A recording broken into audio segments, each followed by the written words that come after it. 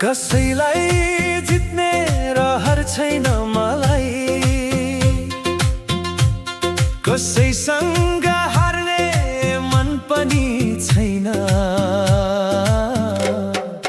बस आफ्नो बाटोमा हिँड्नु छ मलाई, आफ्नै पहिचान बनाउनु छ। दुनियाँको भिडमा हराउनु भन्दा आफै भित्र कतै भेटिनु छ मलाई। अरूका अपेक्षा